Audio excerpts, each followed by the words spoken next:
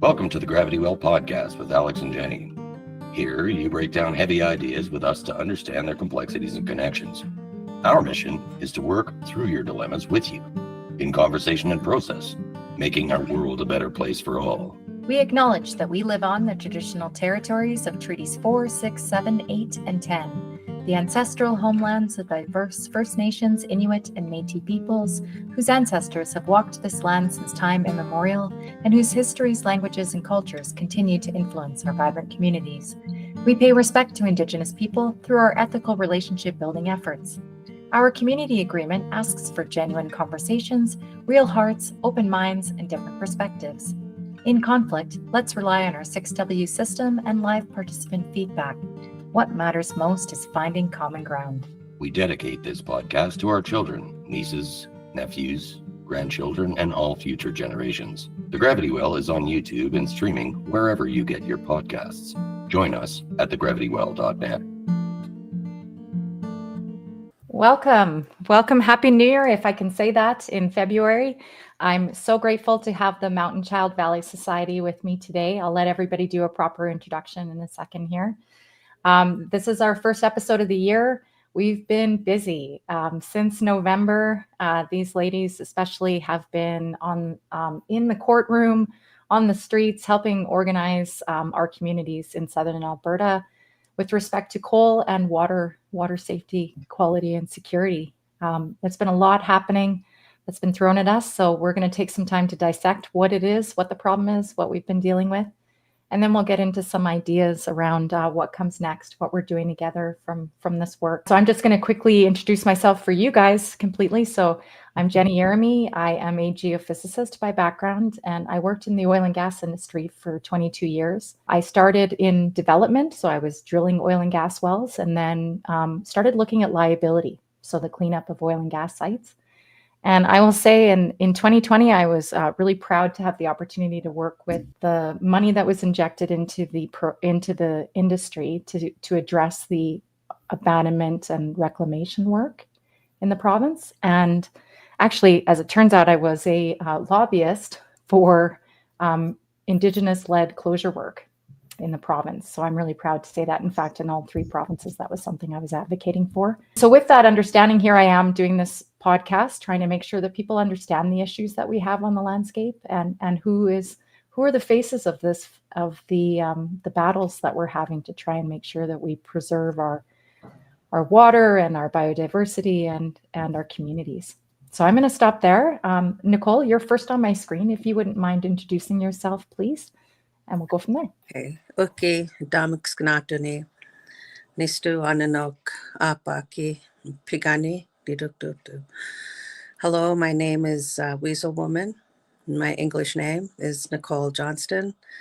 I am from the Piikani Reserve, Piikani Nation, located that's east of Pincher Creek. I am Indigenous advocate. I started doing work up here in Calgary regarding issues that dealt with the Indigenous people here in the city. And I started doing that work all on my own, whereas if I seen, something regarding our issues, I went directly to the main source to have it dealt with. That's the kind of work I started doing on my own, plus the school part of it. Seeing what was happening back home and the work that I did, I just put it together and started moving forward to inform as many people as we can about this issue, because not a lot of people I knew about it. So I knew we had to get the word out there, and I started helping in that way with events we put up and the walks we had across Pincher Creek, Fort McLeod, Lethbridge, and just info sessions. So that's what I'm doing now, and still I got a lot of focus on about 3 big issues right now. So my plate's full. Yes, aren't ours all? Absolutely. Thank you for all the work you do, Nicole, and we'll get into that a bit more. Edna, do you mind going next, please? Good afternoon and Happy New Year. And I'm really glad we're the first ones of the year to be on your podcast. I'm really glad that we met on that first rally. My name is Edna Fairbrother, Little Moustache. My first name is Situkitapiaki, Center Pole Woman. I became involved in the Grassy Mountain way back in 2015. I was doing a lot of the research for Mountain Child Valley Society, but I wasn't a member per se, but I was a member per se. Also, during this time here, I would like to share some history in regards to this. I know the young ladies here have some really valuable information to share of what we've been doing. We've been, not to take up too much time, but we've been handing out, and Inez and I have been handing out information packages, and we've been going to home and talking with people, and we're really well received. Mind you, we're on a meager budget. It means no budget. We do what we can. We're informing people, our family, that as well. Mm-hmm. We also took the information from our chief and council responses, highlighted some important points in the responses. We also included our letter from MCVS in response to these AER documents that were being read out loud by our nation. We also have been talking to other people and in the community and just spreading the word and just making them known of what is in the letter, to take the time to read it, give them the information and take the time to read it. I know it's quite lengthy of a document, like the 6-page letter, and it's kind of, it's hard to read. So, but we are helping them along, and we just take out important points. We're just basically informing our people and trying to get our survey pushed out for as much information as we can of the lack thereof, the information that's coming from the community, because we know we don't have that community consultation.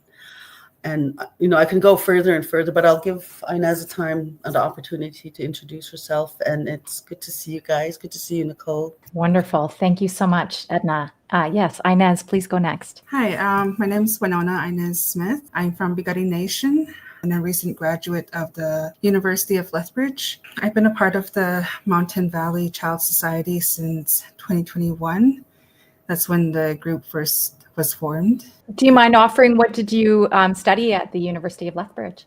I studied psychology and minored in Indigenous business management. Excellent. Right on. Thank you so much. So yes, I had the opportunity to listen to some of what you both offered, Nicole and Edna, during the first hearing in Pincher Creek. So if you don't mind, I'm just going to back up a bit and let everybody know what's happened here. So, and you're welcome to correct me where I err.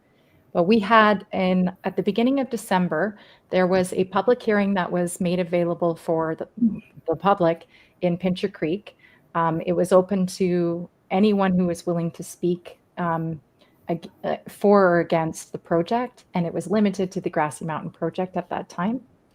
And so both Nicole and Edna offered some comments there. So Edna, do you mind offering just some of the comments that you provided the Alberta Energy Regulator in December on behalf of the Piikani Nation?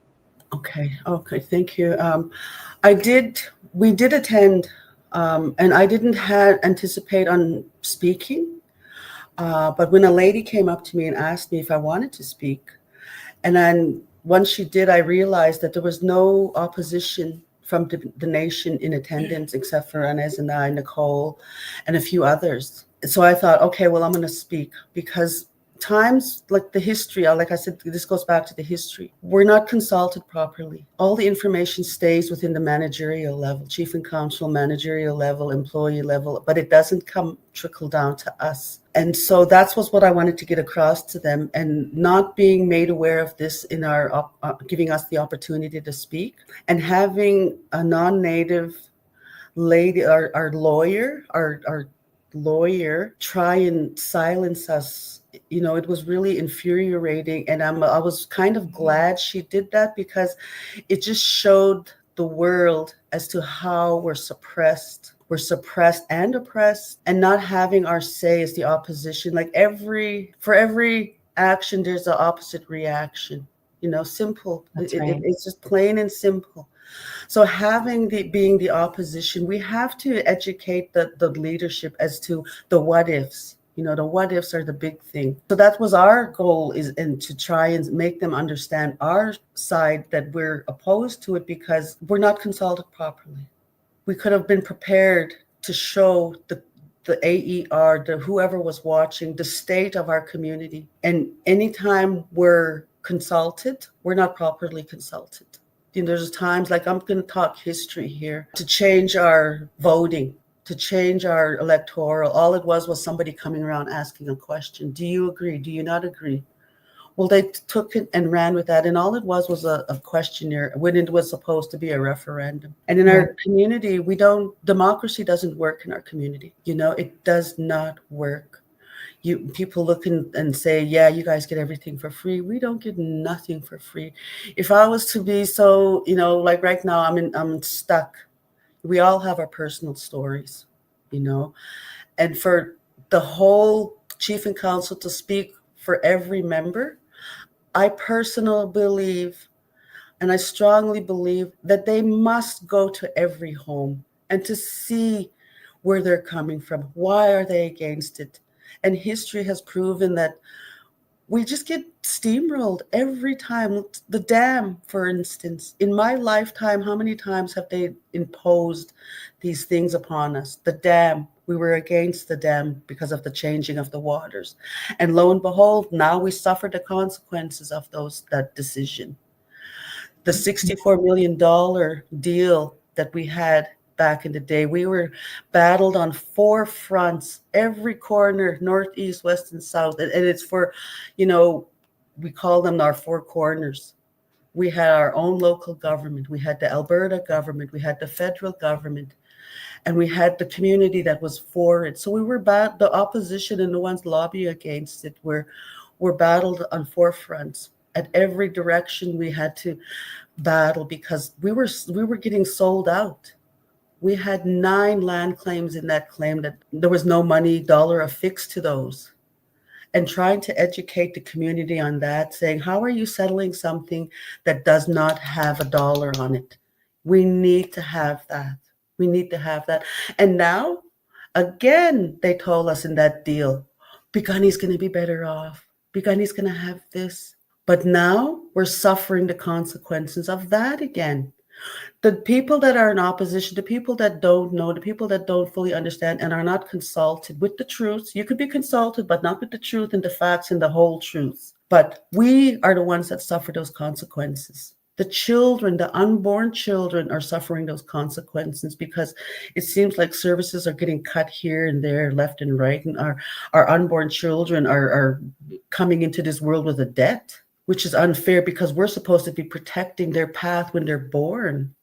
So that's the history of that. And in all of this, the words that I said there was, we're not given these opportunities. Had we had proper consultation, this day and age, our voices are finally being heard. Back in the day, back in the 80s and 90s when we were battling those, our voices were still really low, muffled. Our people were just coming out of residential schools. So they were conditioned not to speak out. But we're not part of, we're survivors of that. We're trying to stop that intergenerational trauma. And now it seems like our new Indian agents is our own chief and council. Their fiduciary responsibility is falling to the wayside because all their people are the ones that they look after are their own relatives. And I could speak further to that with the policies that we have in our nation. And I've become a very cynic and a skeptic to our own policies because they're not for everyone. They protect only the ones in power. And I mean power, that's a bad word to say, but the ones in managerial positions, the ones in leadership, those are the ones that are protected. Those are the ones that get everything. There's other nations that are watching us fight this battle, and they say that our poor children are always being used. And back to history, going back to the $64 million settlement, our high school students were used. 18-year-olds were used. And in our electoral system, we can only vote when we're 21. Once they promised these 18-year-olds a lap of luxury after this, they were going to get their distro. Yeah, they got a distro. But they basically enticed them to sign on that dotted line and vote a yes. The first round was a no. We said no. We didn't want that $64 million because there was no dollar affixed to those 9 cases. And sadly, they changed our name, included the 18-year-olds, and that's why we're Piikani now. We used to be called Pagan. So we're Piikani now because of that deal. And I still have the document. I still have the document here. And this is the document that I've had. And back in the day, there was a lobbyist group against this. There was a strong opposition to that deal. And now, like I say, democracy doesn't work. History is repeating itself, and including our children as the only children along the Old Man River, Crow's Nest Pass, St. Mike's, Pincher Creek schools, Fort McLeod schools. None of those schools brought their children to the Grassy Mountain open pit site. But our children did. Clearly an exploitation, clearly. And using them as numbers. And, back there, I thought we got rid of tokenism. Our children aren't tokens for the elevation of somebody, because that's who we're fighting for, is our future generations. The water, the ones that are not at the table, the eagles, the deer, the elk, the moose, the fish, the birds, the berries, the trees, the shrubs, the trees, the cottonwoods. The cottonwoods is what we need for our sun dances, our ceremonies. And if the river is poisoned, those trees are not going to grow. And if they have the foresight to think of that, then, more power to them. Because then if they have that, then they can see, okay, well, yeah, history is reporting itself. A big conglomerate is coming in. So now we're fighting 3 on every facet: a conglomerate, a foreign government, our own federal government, provincial government, our own local government, and the community out there that is for it. We go into the community and we get looked, stared down, but we still smile and wave and still have that respect for them. But these guys don't understand. And if I could have spoke more and longer and have been more prepared, then this would have all came out, Right. And trying to be silenced is what irked me, because this lady does not speak for everyone. She's not coming to my house. She's not one shook my hand, or Inez's hands, or Nicole's hands. That's the first time my old eyes laid eyes on her. I didn't know who she was.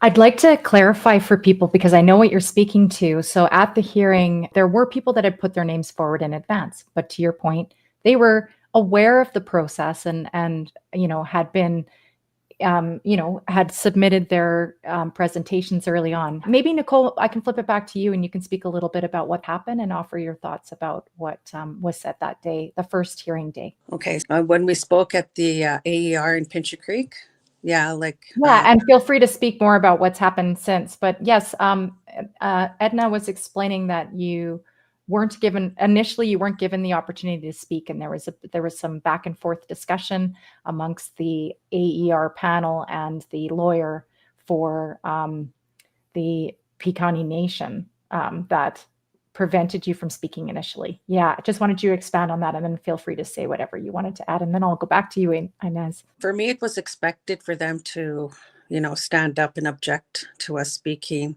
But what got me was when the lawyer did stand up and speak, and stating how, we should be speaking or what we should be speaking about. And we couldn't speak on the nation members, or telling us basically we just couldn't speak. I was really, thankful for Inez and Edna for getting up to speak and speaking on what they put out there, so that others would know that our people they don't know what's happening. I guess a lot has not known what has happened up to this point.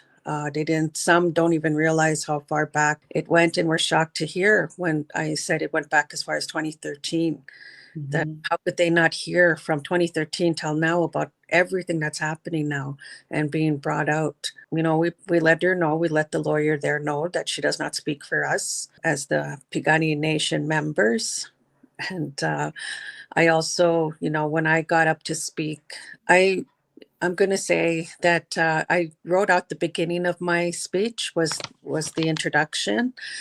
But as I got to the end of it, it came directly from myself.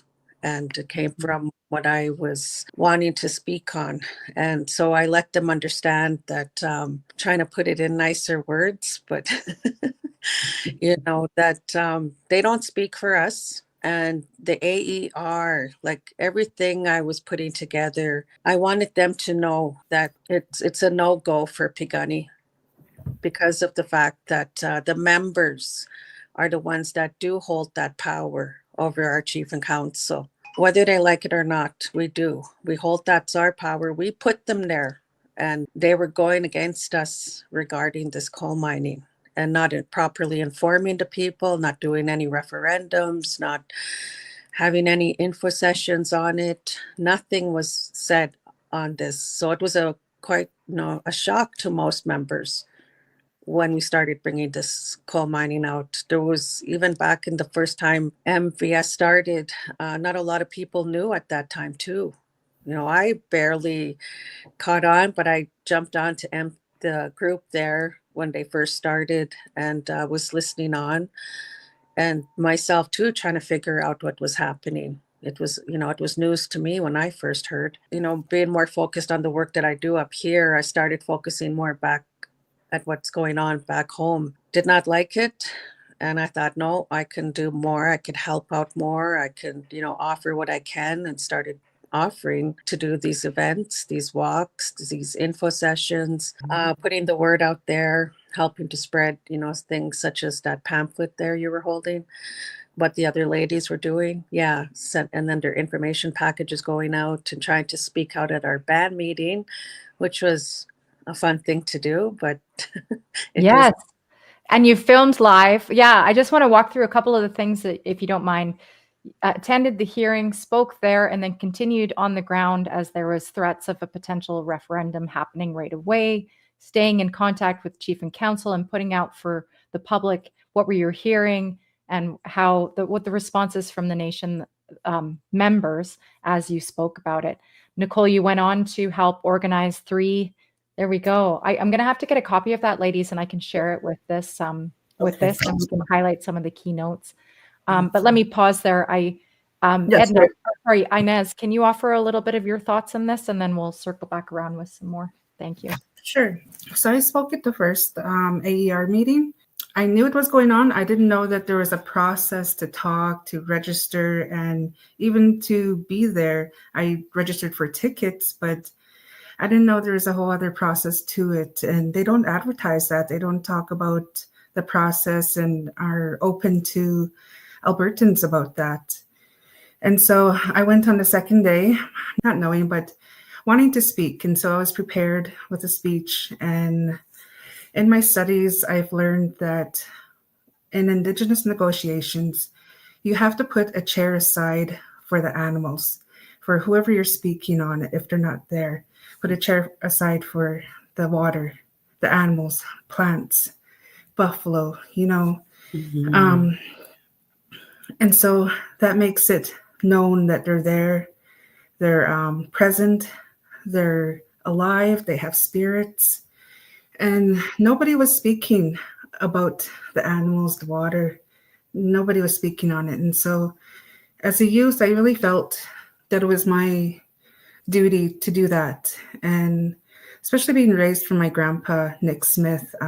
He was a traditional Blackfoot elder, and he really talked about the mountains a lot, and he was worried about them as well, and he taught me a lot. So I knew I had to speak on the mountains, on the animals, and so I went there knowing that this was going to be my speech. This was what I was going to tell them, that who they're forgetting.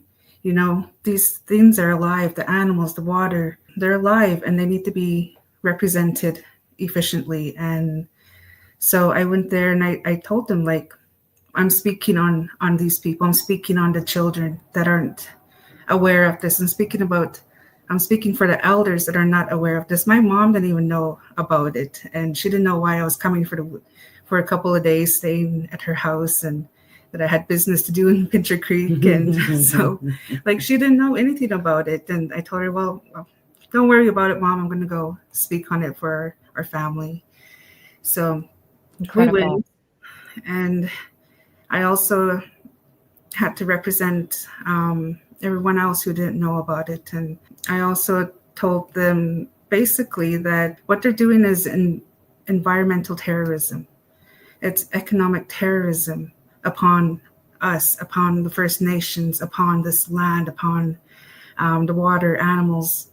And they needed to be told, like, that's basically what it is. And it's a big thing that they're going to be doing to us. And Thank you. Yeah. I want to reflect a little bit of what you guys are saying in my words, and then please correct me. So what I learned when I was doing this land stewardship work within the industry is, for one, 80% of the critical habitats that are in Canada are on Indigenous territories, are on Indigenous lands. So disproportionately, your communities represent critical habitats, right? The biodiversity, all of these things that help our ecosystem function. So all the hurt that you're describing over the years is us allowing this hurt to happen on the landscape and not paying attention. When you talk about corruption, I just want to talk about a little bit how you're talking about this, how the top is making decisions without us. You know, the coal mining, I can tell you, I door knocked during the election. Everybody said they've promised, the government, the existing government looking to re-elect the UCP has promised that they won't reopen the coal mining in the Eastern Slopes. You know, people allowed that on the promise of that. That's why they got elected. I can tell you that was something I heard a lot at the doors. People wanted that reassurance. Mm-hmm. So to your point, Inez, that it is terrorism. They're making decisions against what we want as a people. And I just wanted to say that because I'm not suggesting that, you know, I've suffered more or anything in this. I'm saying I've seen the tip of the iceberg. You guys have been experiencing this for generations, as you say. Anyway, so I just wanted to reframe that. I hope that, because I want people to understand that this isn't something that doesn't impact all communities. It impacts every community in Canada to let Indigenous communities be exploited in this way, let's say. So is that fair? Is that a fair assessment of what's been happening? Yes, you know, and grassy mountains in our backyard, hence our involvement. And it's really, to me, it's really moving to see all these, I'll say, cultures come together. For so long, it's been us and them. You know, we battled, and sometimes we didn't get along with the next neighboring community. But now we're all fighting the same battle. We're going up the same beast, you know, fighting the same Goliath. We're all the little Davids now. But it's in our backyard. For us, we've always thought of everybody else in all our trainings. We always think forward. You know, not all of us have this ability, but we have to think of those generations. And our grandfathers, Nicole's grandfather was a spiritual man as well. Our grandfather, traditional men, always told us to respect those, and to think of the future generations. And our battle is to do that, to secure that land for our future generations. And it really moves me to see everybody moving in the same direction, because, you know, we're starting at one end and we're slowly moving across the country. We're following the river, the flow of the river. And because all of those towns and streams and you know, everything is going to be poisoned if that headwater is poisoned, you know. And something that someone mentioned in the group chat we had was, well, what about Frank Slide? You know, Frank Slide, we know the stories of Frank Slide. You know, the three of us, we live right here. I could see it if I look out my window. It's going to fall. You know, little vibration to a big slab of mountain like that. It's, you know, I don't mean to be fear-mongering, but they got to think of that consequence. Start thinking, okay, what if? The what ifs again. What ifs? Let's base our outcomes on three of those decisions. You know, let's do something. Costs the most to do something, fight against it, or do nothing and just sit and wait. But there's a happy medium where they just go away. It's my dream, just for them to go away and leave us alone, because that's our backyard. And, you know, days I get tired and I wake up and I'm even dreaming of this. dreaming of this fight, and I wake up in a somber mood because it's sad of what they're doing, not recognizing. And what Nicole and what Inez are saying is we have to protect the land, everything connected to the land, because all our fight is all connected. 100%. And I'll flip it back to you, Nicole, and we'll go to Inez. But I see to your point, Edna, I would be thrilled if we weren't developing any fossil fuels anymore, if we were stopping any further gravel mining. To me, this is the place where we're at. Quite honestly, that's the stop. We need to stop moving in this direction and start being okay with what we already have taken from the earth and each other, for that matter. Nicole, do you mind reflecting some thoughts? I'm more for sharing info so people can see the reality of this, which is where I like to keep that focus, where people are understanding what's really happening here. Because we do have a lot of people that are standing up and saying, "Oh yeah, we're going to get jobs. We need jobs. We need this economic." And well, just to quickly share with you, I ran for chief this past term, and one of my goals was to start growing hemp. And instead of growing hemp, we're fighting off a coal mine that's going to destroy the environment. So that for me is really heartbreaking. We could have been, 2 years in, but no, we're instead fighting this. So I'm, going to push forward and stand with everybody to fight this. And so when people are talking about jobs, they need to fully understand how this works. Harley Bastine, who was one of the speakers at our events, talked about this as he it would have been nice to have him here too to speak on this, but he has a lot of experience in going to China and seeing what those coal companies can do to the land. So when they were having their open house in Brockett there for the month of October, there's a piece of paper there where it shows they're just going to take this much of the land, but then around it there's another circle, a red circle, and my friend was asking, okay, well, what does that one mean? Well, that's in case they need to go more and more and more. So it's gonna grow. It's not gonna be this little size. So this is what I talk about when we have to do our research, and we got to get to every little detail of what's happening with that something like with the coal mine. So I don't know if our chief and council understand that it's going to grow and it's going to grow, and they're just going to keep taking the amount of water that's going to be needed for that. The selenium levels are, there was an event they had in Nanton where a friend of ours shared with us that it was stated there, we're like this with the selenium and the Old Man River now. We're just at that tipping point of having that overload of selenium. So that made me really think and be nervous about this now with our water, the Old Man River, the people's drinking water. One example I like to use is when they say you can't eat more than 4 Brazilian nuts or else you have an overload of selenium. Well, I know people will get that. So I like to use that example a lot. Again, going back to the jobs, just to say, the first and second phase of that coal mining is going to be maybe a year. And then after that, for the next 23 to 24 years, it's going to be their employees, their technicians and engineers and everybody else. It's going to be their employers that will be working for the rest of those 23 to 24 years. So they're just pulling the wool over our people's eyes that we're going to get, all these jobs for this amount of time. And that's not the truth. So they need, again, you got to look at every little thing of what it is they're offering.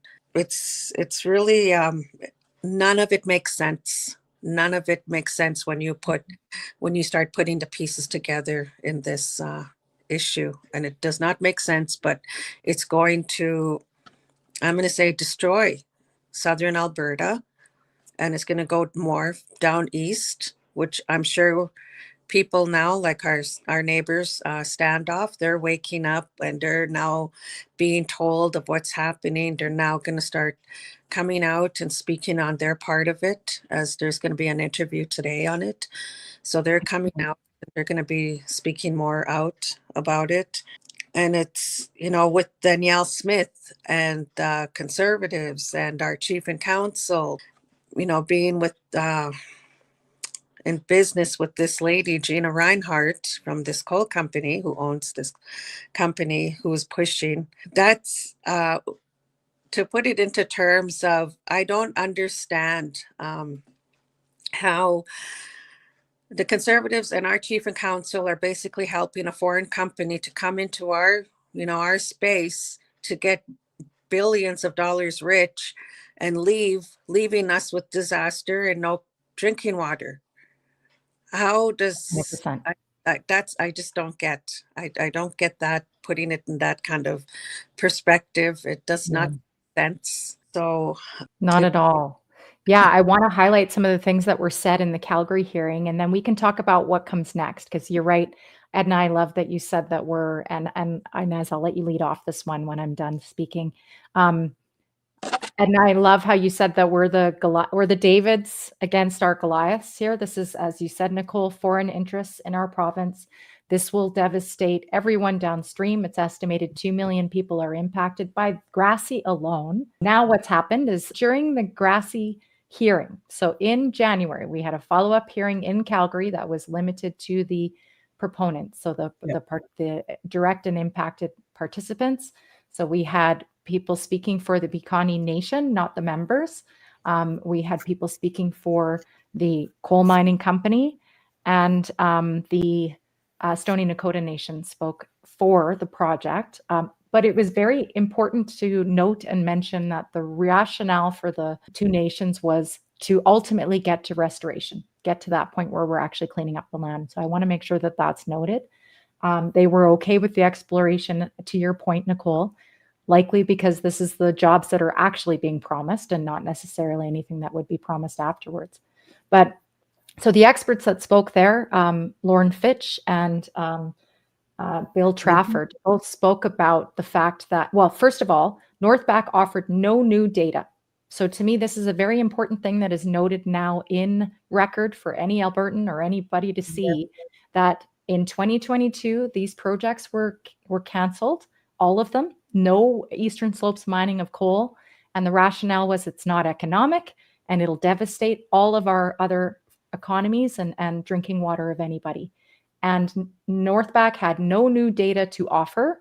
So even though our government suggested that there was going to be some miraculous change in coal mining that was not going to impact the environment, Northback reassured us that there is no new method here. There's nothing new that they're going to do, and that there's no new data to suggest that what was found in the outcome of that hearing in 2022 is different. Therefore, there's no economic story here, and only devastation.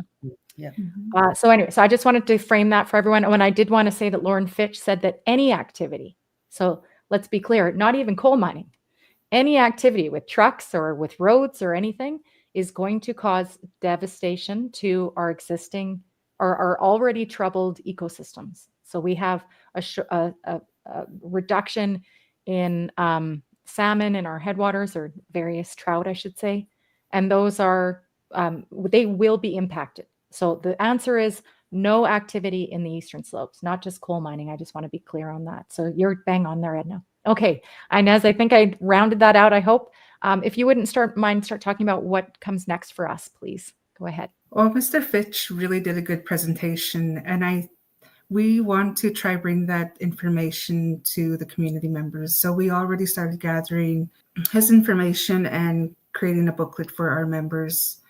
And we will distribute that upon request. And I guess that's our next information session, is the environmental impacts, because it's already widely known.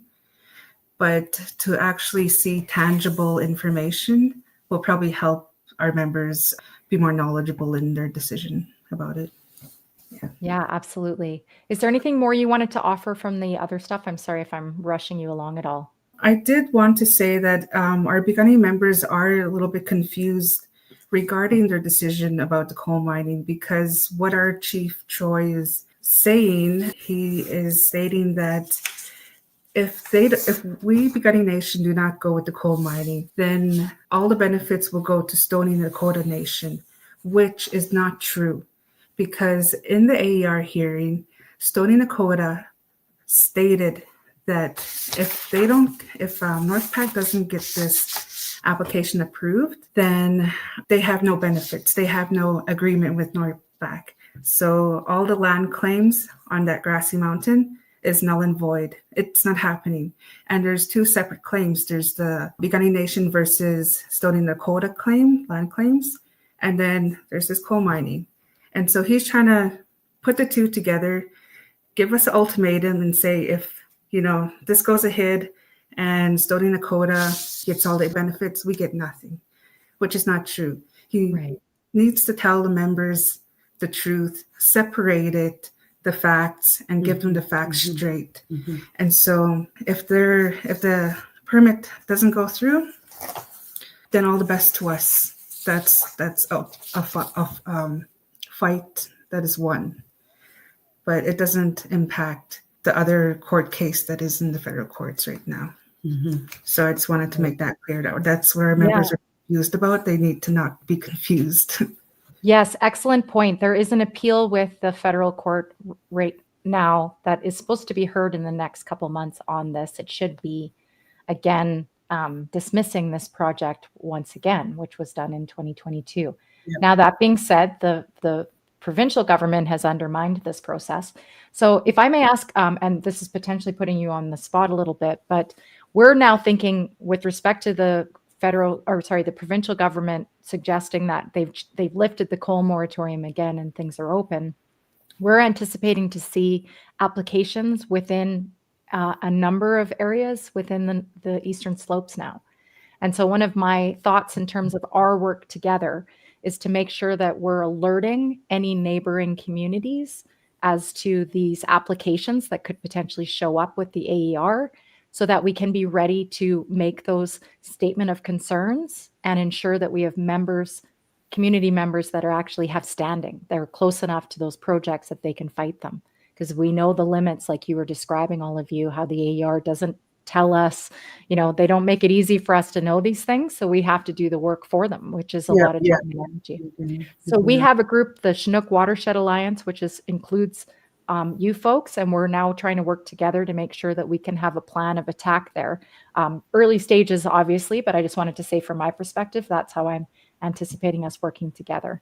But so Edna, did you want to offer some thoughts about going forward, what you need from us, what ways people can help, what you see working forward with your communities? What I wanted to mention further into our information pamphlets and just disseminating this information within the community and making the community understand what the words are actually spoken and written via the chief and our leadership in regards to back to the what ifs, suffer the consequences of what's going to come.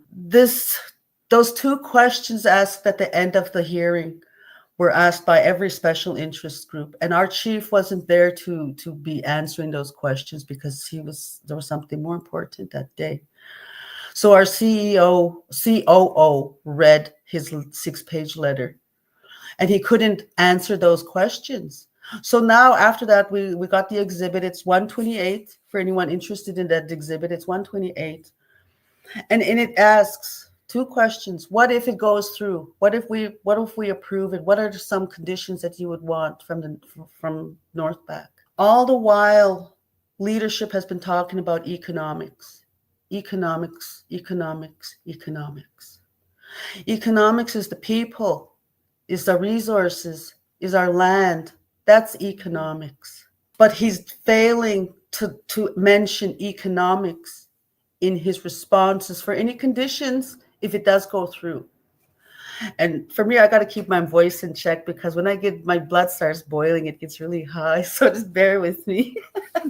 So in the conditions that he asked for, to me, it's data, just so he can continue to hold that data and go drill another hole in the mountain.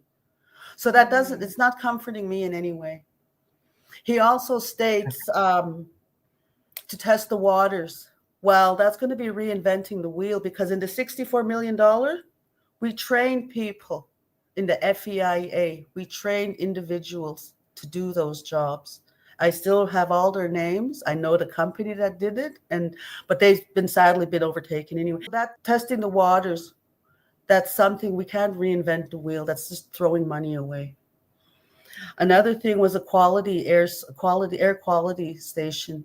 We as a community did not know that there's already one sitting on top of the RCMP building.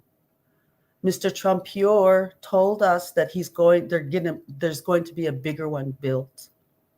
There's no land for that. We're not giving up land for that. So no. Also, he's securing the employment for whoever the cultural and environmental monitors are. We don't know who those individuals are. See, so he secured those monitors for the duration of the program. We don't know who they are. Also, he keeps going back. Oh, and the last thing was he wants the information from the trail cams. And to me, that's for self gain. As a coming from a hunting background, my family hunts, my son hunts, people that I know hunt. So that to me is kind of suspicious to me, looking at all these requests. It's just information. It's just data, information. Retain these two people, collect water, air quality, and we want pictures from the trail cams. I want those pictures. So when he states the impact of these throughout the conversation of this whole AER, he's been mentioning our sand and gravel. Earlier on, the first, second day, we heard there's only 5 people employed in sand and gravel. Then he mentions this security. I'd say maybe there's about 20 of those. So that's 25. So whoever these 4 other individuals, the monitors, we don't know who they are. They're secured. And then he's talking about potential training from Piikani Employment Services. Well, that hasn't started. So we're still at ground zero there. We don't know what we're losing there. If we were losing anything, they would have been already going. For sure. Also, he's also stating that our sand and gravel, with those two, to me, as a business background, my background is accounting. So hence my fixation to dollar signs. I need dollars before you sign anything. I need to know what's that dollar amount before I sign anything. These things are sand and gravel. Those 5 people, there's got to be somebody in there to start soliciting, marketing our sand and gravel to surrounding construction companies, because we have yes, I know, I've heard it many times before that our sand and gravel, our aggregate, is the best in southern Alberta. It's pebbled, it's perfect. My walkway's made of it. It's beautiful. But also within our employment, back to our employment, I think we just need to start being self-sufficient and write those proposals, those business proposals, and getting our people trained that way. Not just looking in our backyard at this company that's going to take down this mountain. There's other places, there's companies. I worked on a project in Fort Mackay when they were building up Fort Mackay. We won an award for that project. So I know this construction, our aggregate gravel, can be used someplace else. So the economics is just not fitting for me. In the TRC, there's stuff for treatment centers, elders' homes, post-secondary. Why weren't any of those mentioned? Maybe a laundromat. Those are economics, and those are standing jobs that'll stay. Because, like I said, the consequences, I suffer the consequences. We all suffer those consequences in the group here, because there's no economics. And who paid for this travel center? Again, democracy failed us. We voted no because we were afraid of that land parcel affixed to that building. We voted no, but lo and behold, we have a travel center. Who failed to come and back it up when they was their chance? They were scheduled. They were a scheduled speaker. I was excited to see maybe they'll give us some numbers of any revenue coming in from there. There's no revenue. We haven't done an audit. You go on to, and it's public knowledge. You go onto the INAC site, look for our audit. It's not posted. So we don't know any of the revenue coming in.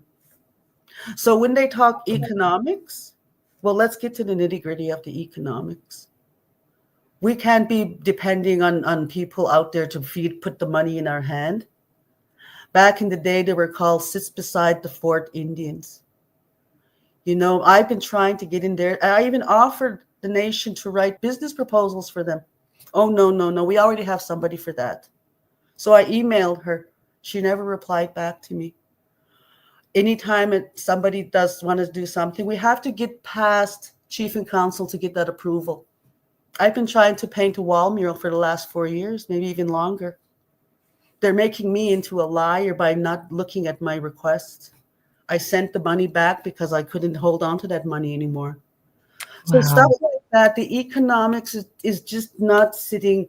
I don't fully understand that. Maybe they don't understand economic. Maybe they don't understand how when you have a business, you know, I've been running my own business, small business for the longest 30 years. And they need to start investing into small business, post-secondary.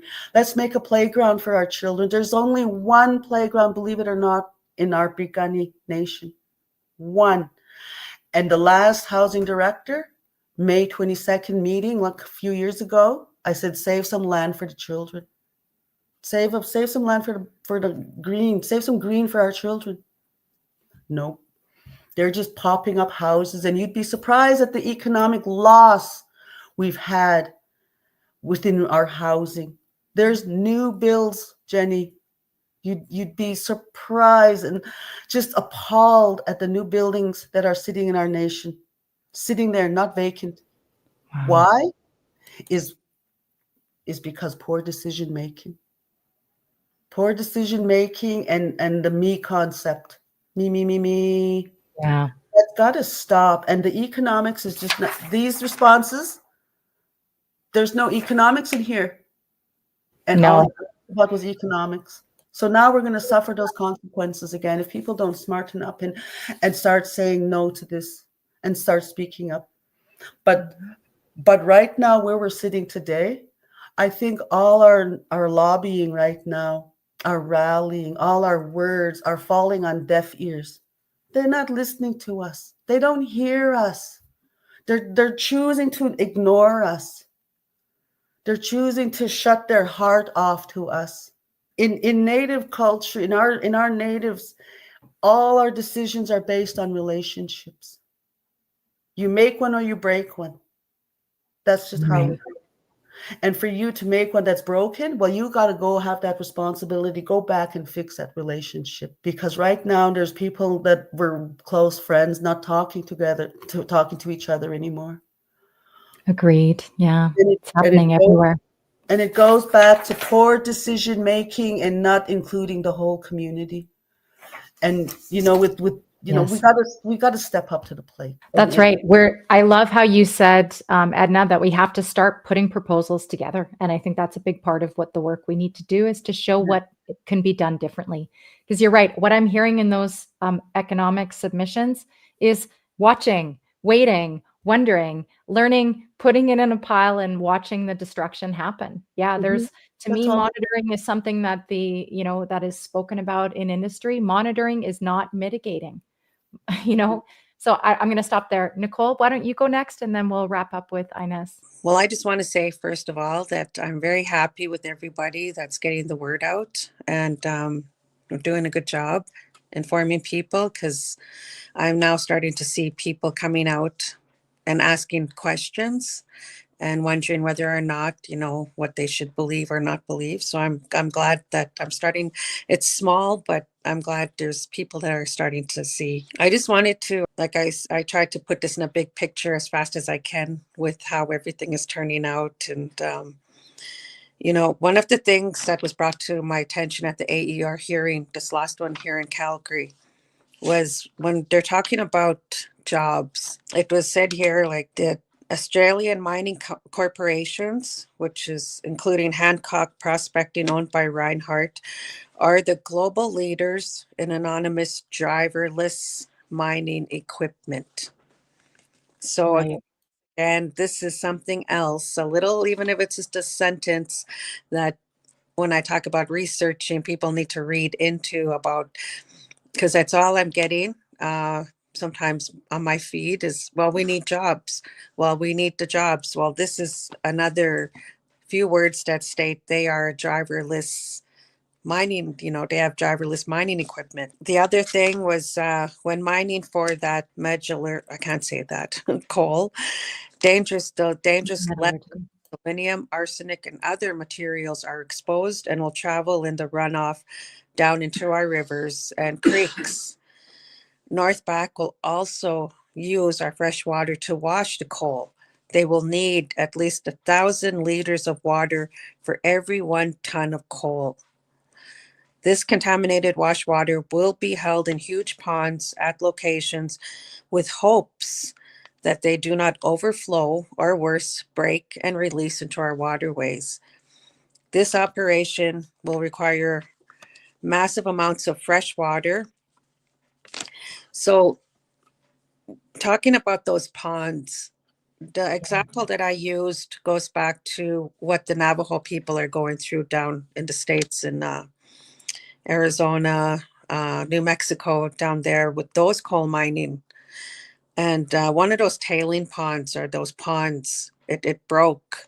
And that water rushed into the community like a river, where now they're relocating those families that were staying in that area into the nearby town because they cannot be in that area with that contaminated water. Our people need to see that big, clear reality picture of what's coming and what's real and the dangers of it, that I feel our chief and council pawned us off.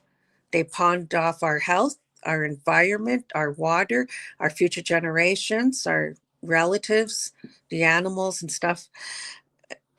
They pawned us off. That's how I take it, as looking at the bigger picture of it.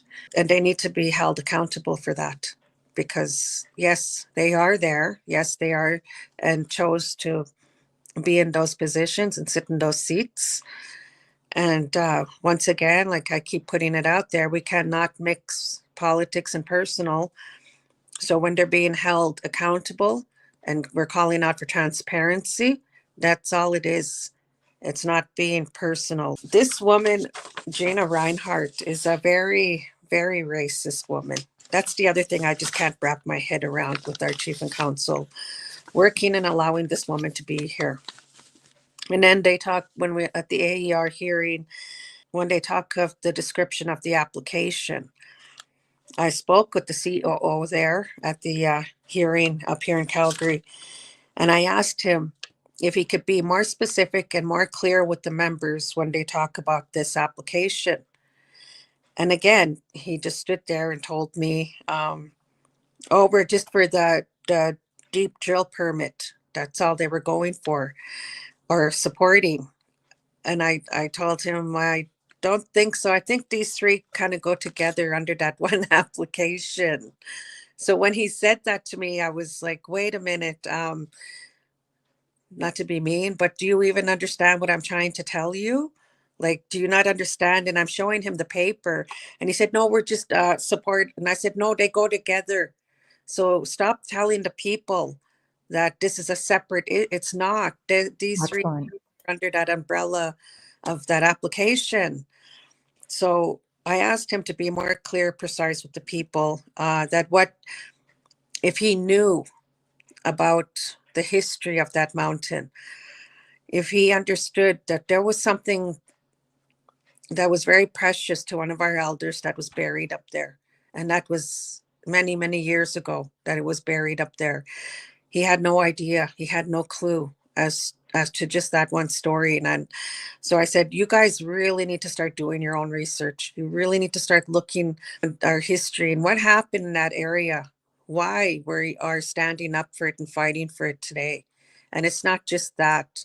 We're fighting for everything. So both our three of us, Inez, Edna, myself, and the many others that stand with us, we're not only fighting the Alberta government or this Danielle Smith and Conservatives, we're fighting our own chief and council. So we have two avenues that we got to go down and try, open those floodgates of please listen and understand what you're doing is wrong. So it's a real, like Edna said, it's hard, it's frustrating, difficult. We lose sleep over it. I did not like seeing at one of our events where an elderly lady literally sat at the table and was crying and said, I'm not sleeping at night anymore because I don't know what's coming. That hit me. It hit me really hard that day, because what do they not see?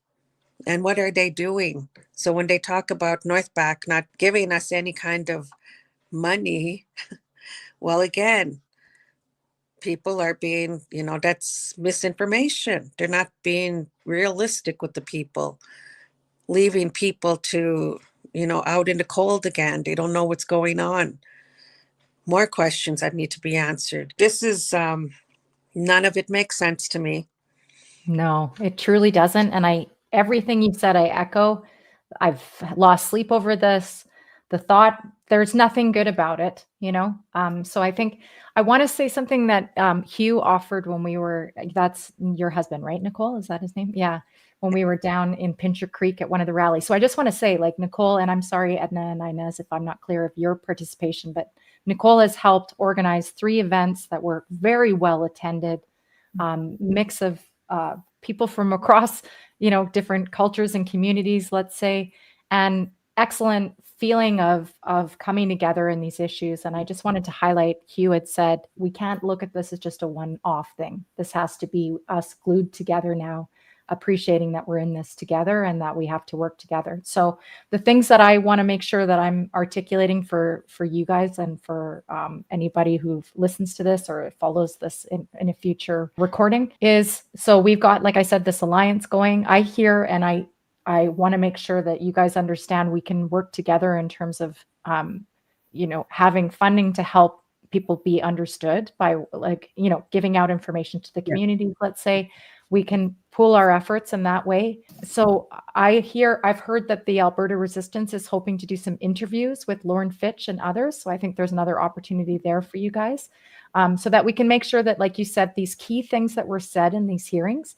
I love that you're looking at the notes, Nicole. I'm also planning on putting out an article around what was said in those hearings, because to me, it covered off so much. And to your point, Nicole, we can actually point to something that's out there for everybody to look at and know that these are the statements that were made by the companies, by our government, by our regulator. I really liked hearing what happens if you don't proceed with this project. I guess I'm leaving. Good. This is time for these big companies to step back and help us restore our ecosystems. Because at the end of the day, if we want to have water, we need to be focused on restoring our eastern slopes and all the headwater areas for that matter. So that's my commitment. I'm really excited for us to be working together and making sure that we're helping this education go out across your communities and my communities, and hopefully our broader community in general get stronger and stronger through this. Yeah, for sure. Inez, I want to make sure you get a chance to say something. Sorry, Edna, go ahead if you have something quick to say. Okay, go ahead, Inez. Thank you. I'm just really appreciative of this YouTube, and for you, Jenny, allowing us to have this platform for today, because we really need to reach our 4,000 members of Piikani Nation, and they're all throughout Canada, United States, and we needed some kind of big platform to reach all our cousins and relatives out there. And so I thank you for this, and I'm hoping that when people do view this YouTube channel, that they reach out to us for the information. And if they just want to chat about it and ask questions, reach out to us. We're open. We want to chat. We want to connect. And this fight is really bringing everyone together. And that's the only thing that's good is that's coming out of this right now. Well said. So Mountain Child Valley Society has a Facebook page for people to join, right? There is a email that people can use too, right? MCVS Piikani So that's piikani@gmail.com Yeah. is your email for anybody. Yes, I will make sure you guys know when this is final so that we can get it out to your communities. I'll do some editing for us before I publish it officially. But yeah, I really appreciate your time. Any closing thoughts from anyone before we wrap? I just wanted to say, sorry. I just wanted to say, in further into the fights, what the entities that Nicole mentioned.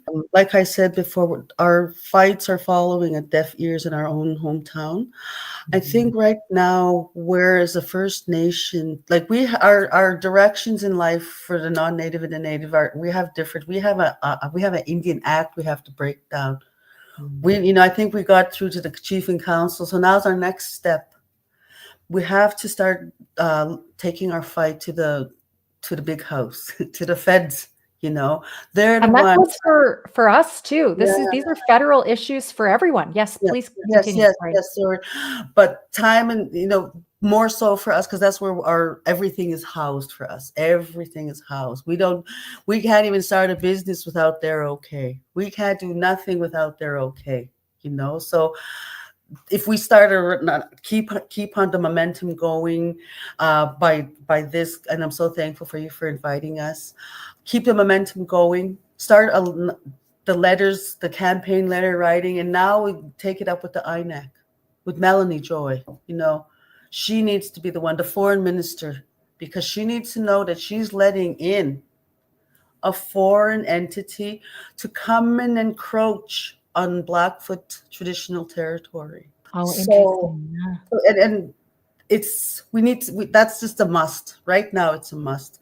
And speaking on the history, I just wanted to point out, we're not here to offend anybody. We're not here to offend anybody. We're here to educate people. We're here to look at the history and to see how those mistakes we can correct those mistakes. Back then we didn't have the negotiating skills. Even today they're kind of lagging maybe because who's negotiating for us? Who's speaking for us? We're fighting for the unborn children, but we just got to keep that line of communications open with all our people. And this is a great way of getting our message out there. Like Inez said and Nicole saying, we need to reach more people. We need to reach more people and keep this going and keep the information flowing. Doing Wonderful. research and one thing I always say when I did facilitator training is if you don't ask questions, you starve. If you're sitting in the back room and wondering, like, ask this question for me, you're not going to get the food. Where's the kitchen? So you need to ask questions and learn. There's no such thing as a dumb question. We'll answer as best to our ability as to what we know and the knowledge. And this is all a knowledge we learned on our own. We did the research. We were there. We heard. We listened. We paid attention. So now it's just trying to get people to stop the mountain as a whole group. And let's working together. This collaboration. The collaboration is just wonderful. Working with everybody. I met so many people in the 2 walks that I attended. And it was just amazing. It was amazing. And I really thank you, Nicole, for doing that. It was, we had fun. We met people, but all the while making sure why we're there and yelling and stop coal, save our mountain, stuff with all those messages. And it just kind of made me feel like, okay, well, the little girl in me came out where I could be real loud and just yell and scream and stop it, stuff like that. You're able to have the humor in it, but not to forget those consequences that are coming if and it does, So that's all I wanted to say. And thank you. And get the letter writing. And our number one point today was just to get the information out and not to offend anybody. I feel the same way. I was nervous that I wanted this to go well. Nicole, I'll let you offer some closing thoughts. Just to close off, I just want to say that, my grandfather was Joe Crowshoe, was working on diversity before he passed on. And before he left, I whispered in his ear and I told him, I'm going to continue on your work And I didn't realize back then how hard it would be. But I'm going to say it's not an easy job. No. But know that I have, my grandfather behind me, my grandmother, and how when we have these events and stuff, I know, and we all know that our ancestors are always with us, Yes. especially as the Biop, creator. He's always with us. When I first started speaking, I was a very shy person, but as I got through it, how I got through it was through Creator. So there was a second time I had to public speak and I didn't know what to say. I froze. So I said a little prayer inside and I asked Creator, well, you can speak through me and let the people hear what you want them to hear. I went through that whole speech without knowing what I was saying, but these words just kept coming out of my mouth. And at the end, everybody was so happy, thanking me for what I had said. So I now do the same. Every time I go out, I pray before we do our gatherings and stuff. And I always ask and say, to Estabat to be up, I open myself to you as a vessel. Do your work through me. Because most of the time, like towards the end there in Lethbridge, I was getting tired because we were on the go almost every day. I'd get up at 4:35 and I'm not back home till 1:32. So it was a really tiresome job. But again, I'm so happy I did that. And that's just my drive. My drive is for justice for Indigenous. I speak out for the injustices I see the people going through, and I do my best to get to that main source to stop it, which is what we all are striving here now to do. Like Edna said, we got to the chief and council to have them hear us out. And now, now we're going the other way to the federal government, and they're going to hear what is all the work we're doing, and we're pushing forth to them. So wonderful. However I can support you in that, I am very much happy to. Thank you very much. And I wanted to say what I forgot was thank you for all the years that you've been doing research and watching this and making sure that you're standing up for Mother Nature and all of its inhabitants. Thank you so much for your time, ladies. I'm sure we'll do this again. Thank you. Have an excellent rest of your day. Okay. Take care for now. Thank you. Thank you. We'll see you, Nicole. Thanks, you, Jenny. Bye. Thank you so much.